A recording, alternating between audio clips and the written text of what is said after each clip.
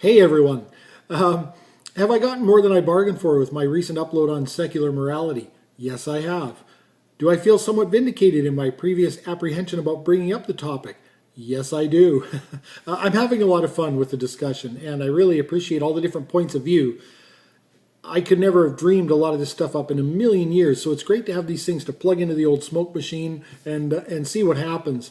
And I did want to discuss quickly something, a bit of a disagreement that I've had with a few people on this whole topic of these lifeboat scenarios, like rape a baby, save a family, on there somehow being a moral choice, or the rape being a moral act. And I'm not there from a moral stand, or from a logical standpoint. I still don't understand how something can be itself and its opposite at the same time. So, an immoral act is somehow made moral because there's no better choices available, and someone's going to need to make a logical case before I'm going to bite.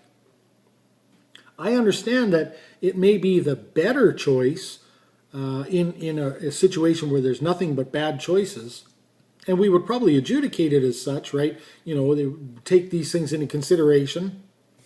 There's probably not a court in the land that would prosecute or convict, the person of the depth of the crime if it were taken out of that context. But it's still not a moral act. Now, it could be we're into a definitional difference, and Neil Schmidt brought that up, that we need to start with a practical, set of practical definitions so we can move on from there. And I'll make a plea to that end towards the end of the video.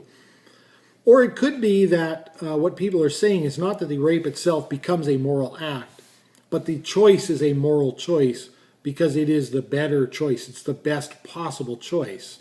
And I'm not sure that I even can quite go there. I still think it would just be classified as the best choice. I think if you start to call that stuff moral, you're destroying definitions. But again, that's why we would need to define morality itself before we can get too much further, into these scenarios. And I really still think someone's going to need to make a logical case for me before I can buy that somehow we're taking an immoral act and making it moral because there's no better option. I would analogize it to someone coming along and saying, I'm going to chop off both your arms. Or I'll just chop off one, but you've got to decide which one. Now, if I decide, because for practical purposes, my left arm would be the better one, I'm right-handed, to have him chop off my left arm, assuming there was no possibility of diverting that situation. If someone comes along after the fact and says, wow, you let that guy chop off your left arm, why did you want that? Well, I didn't, and that's the point. And I would equate my wanting to have an arm chopped off with the immorality of that rape. I still did not want my arm chopped off, and that rape is still immoral. And I would equate my practical choice to have the least negative option, the left arm chopped off, with the best choice that the other person makes in that scenario. The choice to rape would still be that practically best solution.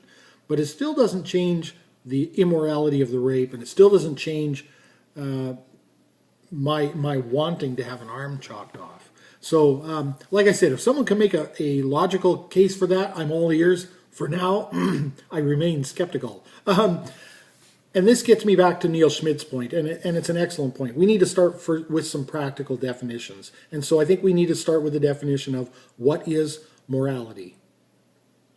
Now, I think why this is so incredibly important is most of us that live in the West are very, very fortunate. We live in, what could be considered some of for human history, kind of the pinnacle of morality. It may get far, far better, and I hope that it does, but very few people in human history have enjoyed the freedom, the liberties that we do today. And so I think that does carry with it a little bit of responsibility, but more importantly, the reason it's important is ethics get hijacked.